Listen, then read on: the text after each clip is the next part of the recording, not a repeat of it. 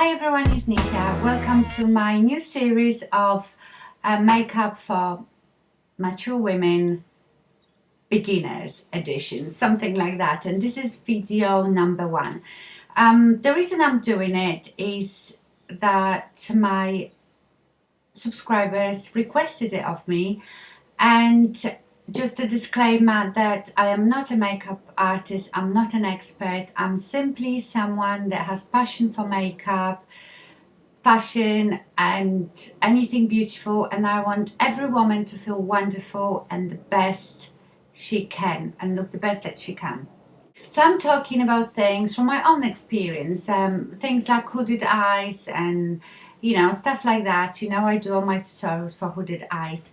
But some of you find it a bit too complicated to start off with, or if you've never worn a makeup for a long time, suddenly start with full-on eyeshadows like I do. So I will do like quite short separate parts to this series, and hopefully you find it helpful.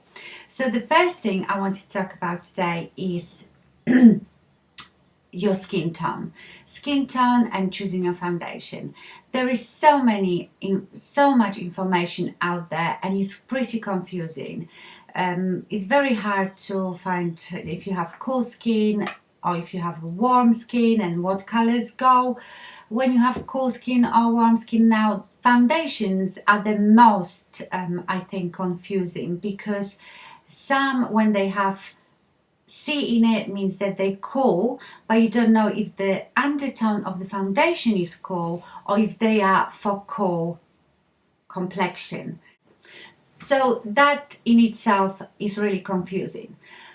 So how you can check quickly what skin tone you have? 2 things that work for me and my friends every time. Take a top that is pure white and then one that is cream. If you look better in white, you have a cool skin tone. If you look better in cream, you're warm. That's one thing. Like, I know I look much better in white than cream.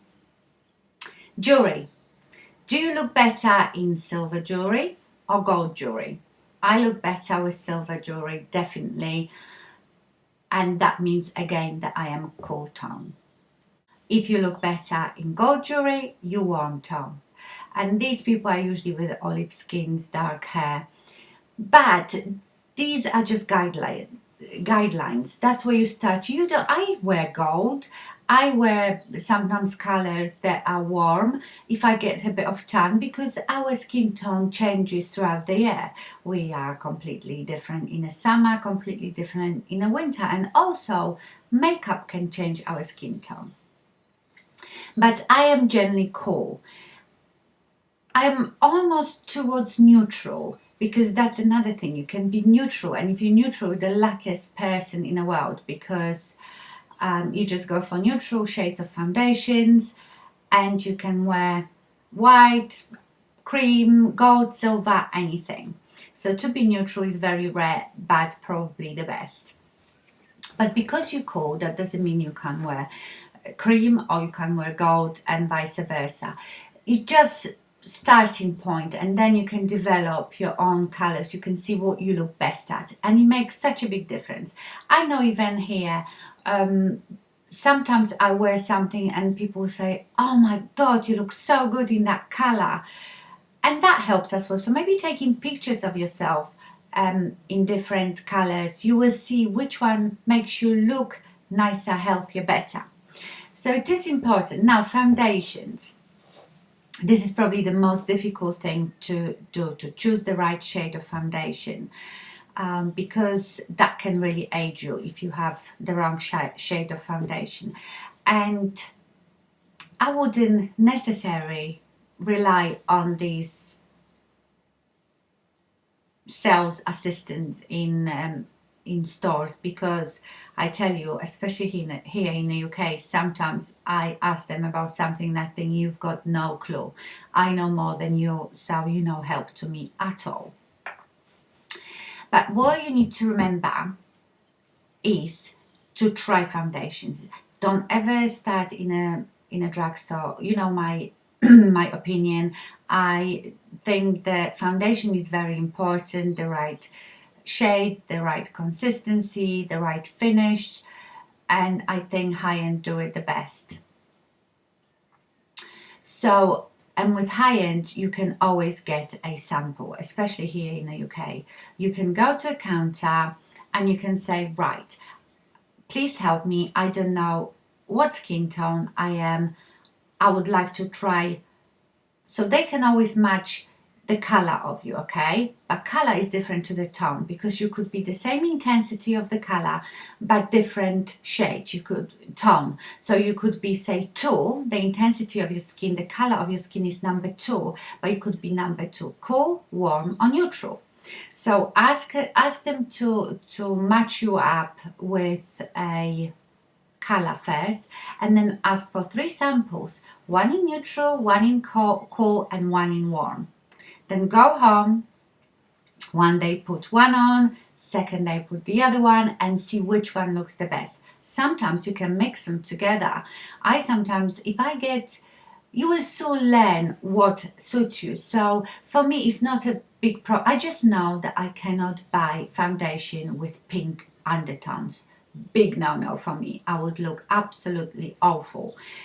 But sometimes the yellow undertones can be too yellow. So what I do, I might get neutral and yellow and mix them together, so it's not so yellow, if you know what I mean, because I can't go too yellow either. I hope I am being clear, honestly. So yes, so that is the best thing to do. You go and find your color, then you get it in all 3 tones, cool, warm and neutral. Try it at home and see what looks best. Again, your color and tone might change throughout the year. As you tan, if you tan, I always match my face to the rest of my body. So you have to be a bit careful as well with them matching you in a shop, because you're in artificial lighting and they try to match it to your jawline. Who does that? You need it to be matched here to your chest, because you know your neck is usually lighter. You can always powder your neck with bronzer or whatever to make it darker, but if you've got really light face and your chest is much darker, that's not going to look too good. So that's the first thing to do. And as you learn what suits you, it's just experience. I have foundations in so many different colors. I have some, you will never find in my collection though pink undertone foundation, but I have loads of neutral ones and I have loads of cool or warm. That's another thing. Each company, they cool might be yellow undertone or pink undertone. Depends how they do their numbering, you see. So maybe instead of thinking of cool and warm and neutral, say, can I have one with yellow undertone, pink undertone and neutral? That's probably the best thing, because this cool or warm, like I said, foundation companies do it all differently. So for example, in Estee Lauder, I think I'm W, which is warm, but that is quite yellow base. In MAC, I'm NC, which C is for cool. So, and that's yellow undertone. So it is very confusing. So what I would say, go and say, please find me my match. Then can I try that color in yellow undertone, pink undertone and neutral. So I just brought here a couple of foundations to explain to you what I mean. So I have here MAC Studio Fix Fluid, and this is NC30. So 30 is the intensity of the color, how dark it is, okay? NC is the cool. C is for cool, okay? And as you can see, this is yellow tone foundation. Now I've got Estee Lauder Double Wear in Toni, which is 2 will be again your intensity, W. And that's yellow undertone too. Can you see it is a bit lighter than this, but it's yellow. So that's what I mean. All companies consider, some will say the warm is with pink undertones, some will say is with yellow. So maybe instead of asking for warm and cool, Like I said, ask for one with yellow undertones, one with pink and neutral, and you can't go wrong then, okay? And once you found the foundation that you like and the color you like, then you will know even when you have to go higher or lower with the color as you tan or as you pale, you will soon know your stuff. And as you can see, one was darker, one was lighter, but what I can do, I can use the lighter when I don't have any tan. Then as I'm getting a bit darker, I can mix them.